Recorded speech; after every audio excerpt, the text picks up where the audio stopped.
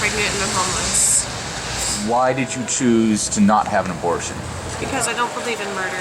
Abortion to me is killing a child. At 2 weeks after you've conceived a child, there is a heartbeat and it is a living thing. It may not have a sex and it may not look like you and me, but he deserves a life, or she, just as much as you and I do. I don't like how abortion has turned into a form of birth control. People aren't responsible, so they rely on either Plan B the night after they have sex or abortion because they can't take care of their children.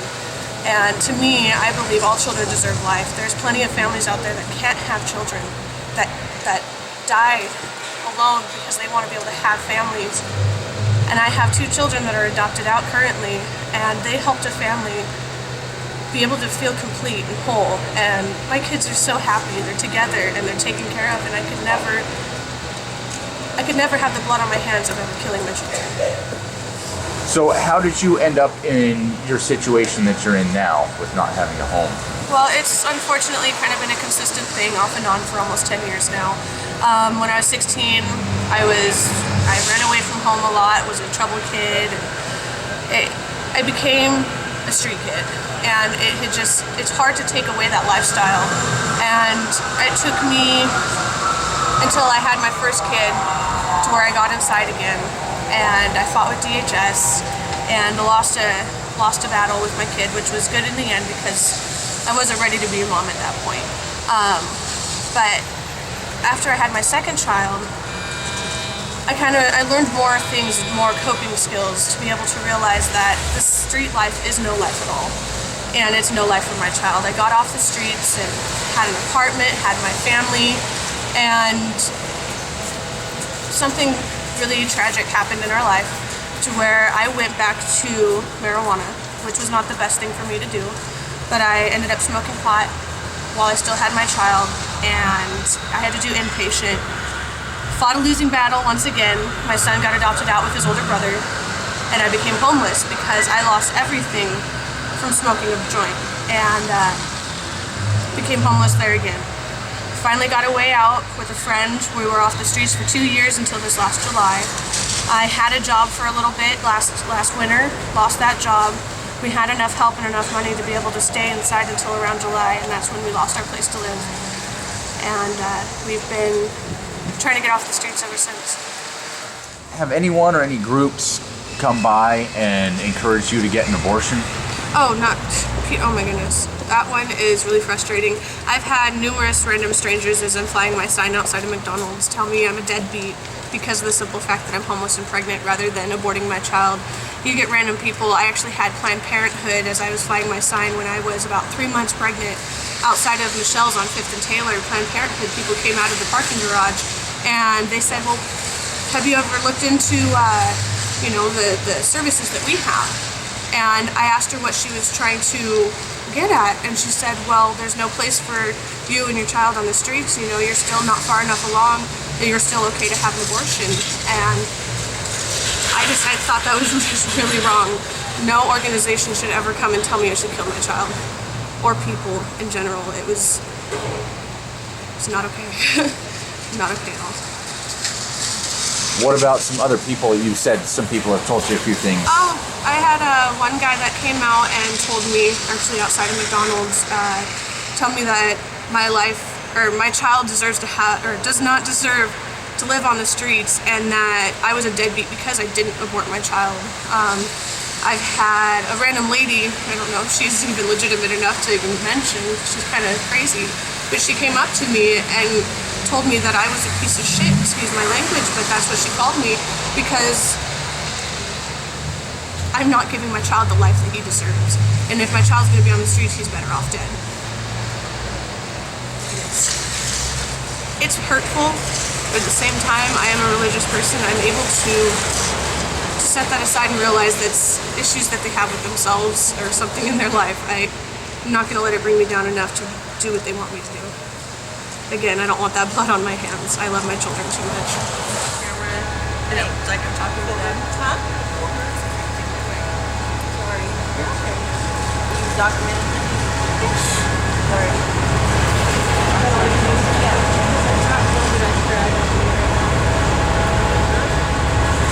That shot's gonna go in the video. Oh, is it really? It's a good friend of mine. She Okay. helps me out, and I help her out. I've eaten a little bit today. She hasn't. Honestly, we try not to hang around. This is where we're at because we try to stay away from the addictive areas, the street kid areas, I guess you could say. I mean, I don't diss on my street family, but I have goals that need to be met. It's not just about me anymore. It's about the baby. And I gotta get stuff done. So we stay somewhere where that's productive, somewhere where I'm not gonna get trapped in that street life ever again. That was actually you sort of ended up getting into another question I had, and that was going to be, how do you fare dealing with other homeless people? Which I guess. Well, I can go in a little bit deeper with that.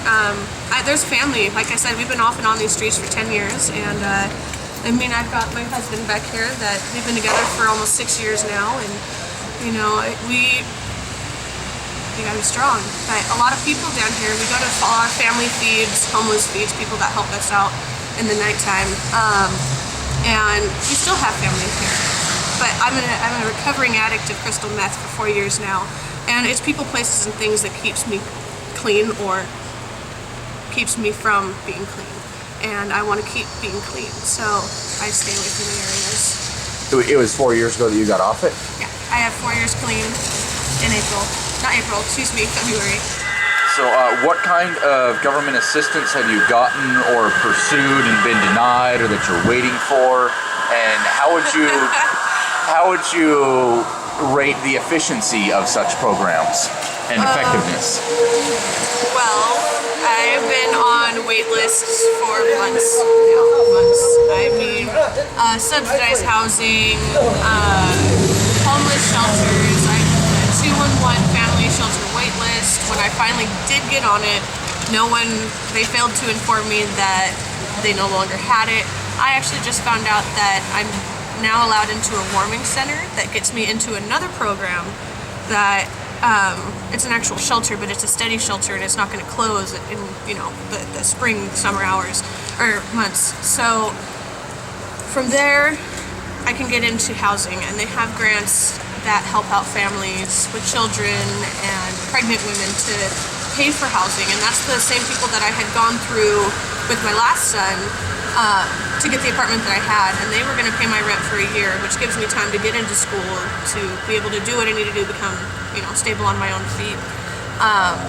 Other services are, I have food stamps, which they just recently cut, as most people know, from $200 to $189 just for single people alone, and even more if you have a family, which is kind of retarded that they're doing. It's a little backwards, and single people should be the ones getting cut, not the families and the children getting cut. I also just applied for TANF, which I now receive. I went in on last Tuesday, and I don't get it until the month before I'm due.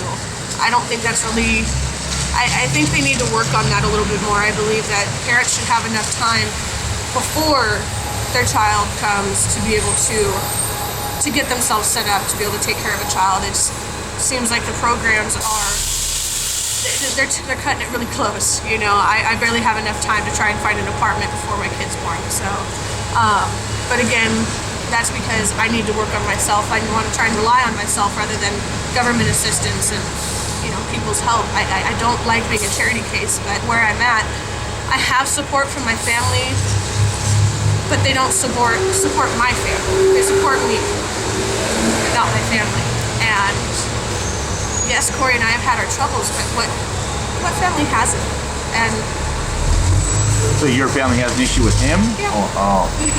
Just because the simple fact that he was also a street kid. His story is a lot sadder than mine and a lot more horrible than mine. But he has come so far, and it's taken time for him to be able to change and realize he's not a street kid anymore. And that's a lifestyle. It's really, really hard to change that frame of mind and your way of living. Your brain goes into survival mode.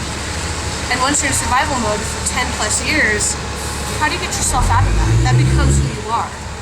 And it's a disability on its own to be homeless for that long. To be able to pull yourself out of that is a much greater strength and a much greater feat accomplished than going to school. Because that's real life. That's You never know if everybody's going to be here at some point. You never know if you're going to lose your job. You never know if you're going to lose your housing. Stability is not stable anymore. I mean, our economy is falling apart, and we don't choose to be here. I don't want to be here.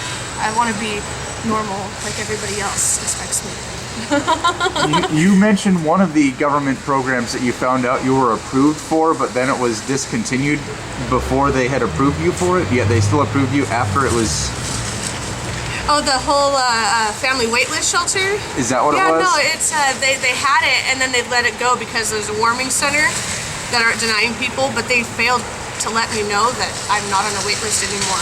I could have been inside November 1st and didn't know it until just a couple of days ago. Right. Yeah, so it would have been nice to have known a couple of weeks ago. Now, was this a government thing, or was it like a church Salvation Army kind of thing? 211 info line. That's one of the places that I'm not trying to talk bad about them because they're really good. They're the ones that kind of help me out with getting on subsidized lists. But they said that they could email me and have a housing advocate email me once I'm on the wait list. I became on the wait list. Oh my goodness, before Halloween. And I called in every week, couldn't get through. I got hung up on, called again, couldn't get through. And that was what we had to do, is call once a week to check where we are on our wait list. Checked and see if our advocate, we got connected with the housing advocate. And when I finally got through almost a month later, they told me there was no more wait list and that the warming center was available. And I just found that out a couple days ago, and that's the program I'm getting in, is the warming center, to get into the family shelter to get housing. It's a long road. I don't want to be here. I don't want your money. The one thing that we learned when we were in elementary school, it is okay to ask for help. If you need help, ask for it, and you will not be shunned for it. And as an adult, we kind of learned to grow up that that's all a lie. When you ask for help, it's humiliating to be sitting on a street corner saying, "Can you spare $1 so I can eat today? Can you spare $1 so I can get shelter today?" Put yourself in that situation. How would you feel? You spare $1? It's hard. I don't like it. It's very degrading. It's not who I want to be. It's not where I want to be. I want to be in school. I want to have a job, a 40-hour work week, or part-time job, stay-at-home mom. He wants a job. He doesn't want to be here either. He's even more humiliated than I am to even say that we're here. Right. What kind of skills do you guys both have? If you were, out looking for a job, what kind of markets and how would you be? What would your resume consist of? Well, resume, I haven't been able to find a job in almost 7 years, and that is one of the reasons why. Before my job this last winter, that was because someone from a church had their own private company to let me do receptionist work. He couldn't afford me anymore, so he had to let me go. Excuse me. And but before that, I hadn't worked since 2006, 2007, and that's because of my kids and going through DHS and being homeless, not being able to find a job, not having enough work history to be able to qualify for a job. I mean, I can't work at McDonald's because it's the fact that I don't have a food handler's card, and they want someone that's reliable, but how do you prove reliability when you haven't had a job in so long? But I went to Job Corps when I was 18. I'm now almost 27 years old. But I went to Job Corps to become a receptionist and work in administrative work, and that's my forte. That's what I love to do. I'm an organizer. I'm a filer. I answer phones. But I'd be willing to do anything and everything as long as it's not too physical labor, because I have back issues. But other than that, I'll scrub toilets for all I care. But same thing with him. He works the Saturday market every weekend, setting up and tearing down vendors' booths just to make him easily $10, $15, a day. But he's willing to do anything as well, grunt work, as he calls it. I'm biased anyways, because there's still people that have their children that continuously shoot up meth or heroin, and the only reason why they don't get caught is because it's not in their systems. It's disgusting to me. But unfortunately, I'm not the one that's able to judge. They live their lives. They could have lived a worse life than I have, but who knows? I'm not sure who the people are ahead of me. I know there's people that are getting help just like me that are dealing with the wait list, because there's so many people out here that need help. It's not just me. Not even close to just me. Hundreds, and it's just so frustrating to see so many people in pain. I don't feel that pregnant women should be the only women out there getting the help. I don't feel that women in general should get more help than men out there, because men have issues just as much as women being able to become what's the word I'm looking for? To be able to take care of themselves, you know. And it's just, there's so many holes in our government systems and programs. There's too many people falling through the cracks. So what kind of private assistance have you been able to get? Like you mentioned a little bit about the churches and some of the other charities in the area. There's an amazing church. The one I go to is Father's House, that's up here at the campus, and their church is just amazing. They are so supportive. That I go there because I feel loved, I feel supported, I don't feel shunned because I'm homeless, I don't feel less than them because I have less than them. I've also gotten help from them to get a hotel for a couple of days so I don't have to sleep out in the disgusting rain. And because, I mean, we sleep in a tent right now off of an I-5 off-ramp, in sticker bushes, and it's no place for anybody to live, let alone someone that's pregnant. I'm due any day, like within the next couple of months, excuse me. I have 7 weeks, not any day, but any week now. And I'm just now getting off of my feet, and it's hard, it's painful. I mean, sleeping on ground is not comfortable, let me tell you. But they, like I said, they helped me with the hotel. A lot of people actually come to help. I have one guy that comes every single day while I fly my sign and make sure that I get $1. There's another guy that comes by that makes sure that I'm eating healthy, not just eating McDonald's, and he'll drop off Chipotle or he'll drop off a salad, you know. Like, I don't blame him, I can't live off McDonald's, but I find that this is the easiest place for me to find food during the day because it's the cheapest place for me to find food. It's hard, you know. On an average day when I fly my sign, I don't make more than $10-15. On a good day, which is a miracle, I'll be able to make enough to get a hotel for a night and no food. But that's where the feeds come in, and they come and save my life sometimes. Don't judge a book by its cover. Just because I'm out here doesn't mean I'm a junkie. Just because there's other people out here doesn't mean they're a junkie. You know, lend an ear every once in a while because we don't really have anybody but ourselves. It's okay to say no as well. Ignoring people is just, it's hurtful. We want to feel just as human as you are.